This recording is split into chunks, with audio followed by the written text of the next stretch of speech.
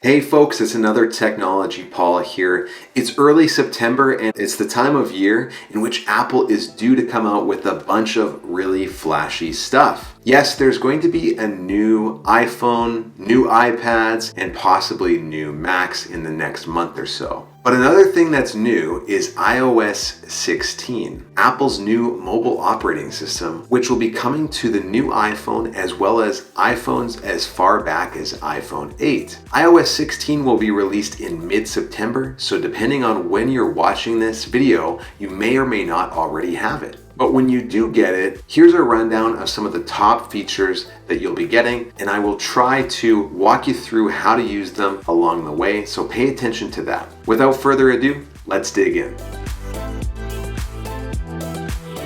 First off, you have the reimagined and brand new lock screen. When it comes to setting a lock screen, Apple's provided a lot of customization now. You can select photos like you always have, but there's a new photo depth effect that allows you to kind of bring the subject forward, which is kind of an interesting effect. Even the time will kind of hide behind the subject of your photo. It's a little gimmicky in a way, but it's also kind of cool. It's only going to work for certain photos, and portraits tend to work the best. It can also work on pictures of landscapes and cities. Plus, you can even set up a photo shuffle where it changes the background photo every day, hour, or every time you pick up the phone. If pictures aren't your thing, they have a great astronomy lock screen that highlights the Earth, Moon, and the solar system. And you can also set up a weather lock screen that highlights the current weather in a beautiful animated fashion. So already we've got a lot more customization than we've ever had on the iPhone. But that's just the backgrounds.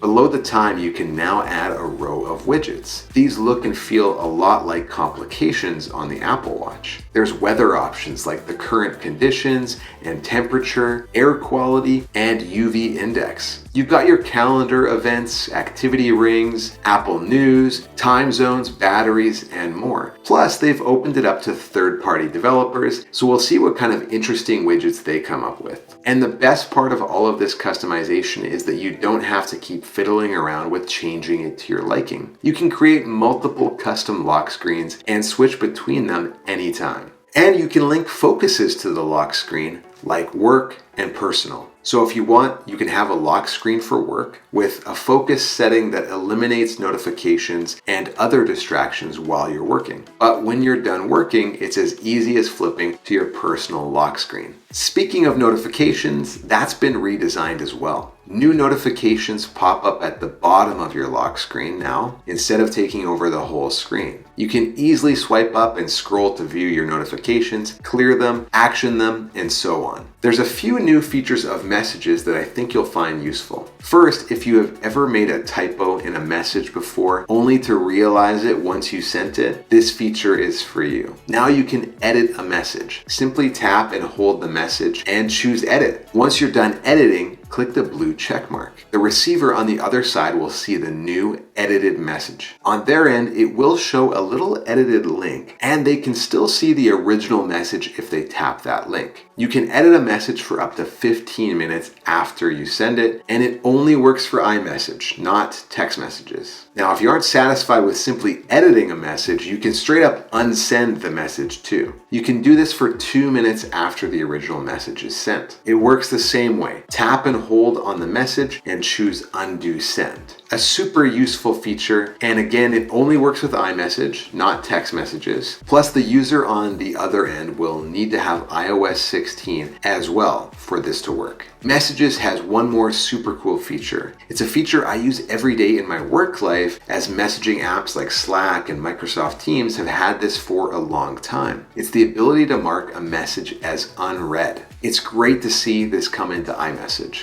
Oftentimes, I'll get a message that I don't have time to reply to or follow up on at that moment, and marking unread is a tool that I use in other messaging apps to keep the message on my radar because it puts it back in as an unread message, giving me a notification icon again, so I actually remember to follow up with it later on. Well, now you can do that with iMessage. Simply tap and hold on the conversation, choose mark as unread, and that's it. the last message received from that person will show as unread. You'll get the little red number 1 icon on your Messages app to show you the unread message, and you can get back to it later. It's absolutely brilliant. A couple of useful new features in Mail. Now, when you send an email, you have a 10-second window in which you can unsend the email message. There's a little prompt at the bottom of your screen. This is great if you accidentally hit send, or as it happens a lot to me, I'll notice a typo right as I'm sending the email and my thumb is already in motion towards that send button. Or oftentimes, it's only the moment you hit the send button in which you realize you didn't attach the file. Basically, there's a lot of times where this would come in handy. Obviously, the 10-second window is pretty short, so it's got limited uses, but it's pretty cool. On top of that, you can schedule an email now. Simply tap and hold on the send button. It gives you a couple of pre-populated options like this evening or tomorrow morning. Or you can tap send later and choose a specific time and date. Okay, I've got a few more cool features from around the OS that I wanted to share. First, in Photos. You know how the lock screen can kind of pop out the subject of your photos to create depth? Well, you can copy the subject of the photo from almost any photo in your library. This is kind of fun if you want to put a person on a different background or something. You can just tap and hold the subject of your photo and you can see it detecting the edges of the subject. Then you can copy or share that right from there. It's a great way to just have some fun with the people in your images. And beyond that, I'm not sure how much utility there is for most people, but again, it's fun.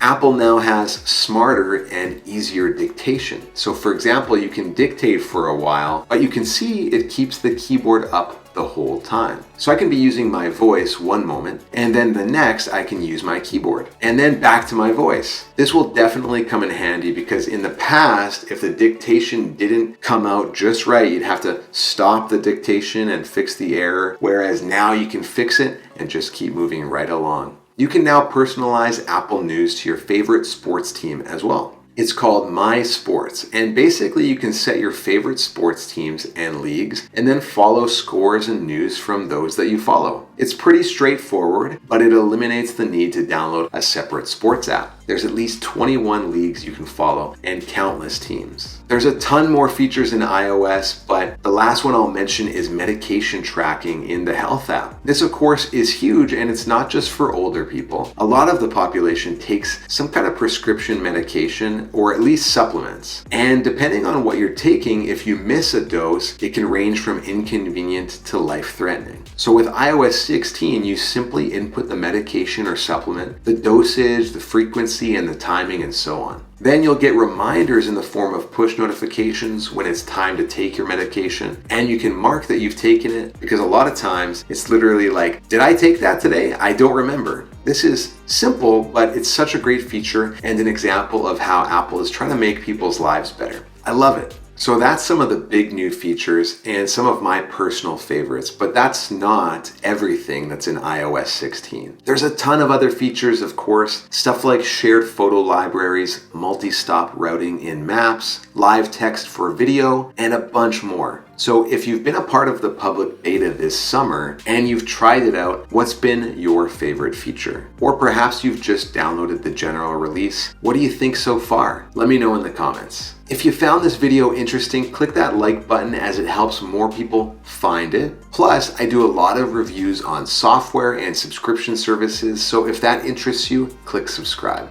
Thanks, and we'll see you in the next one.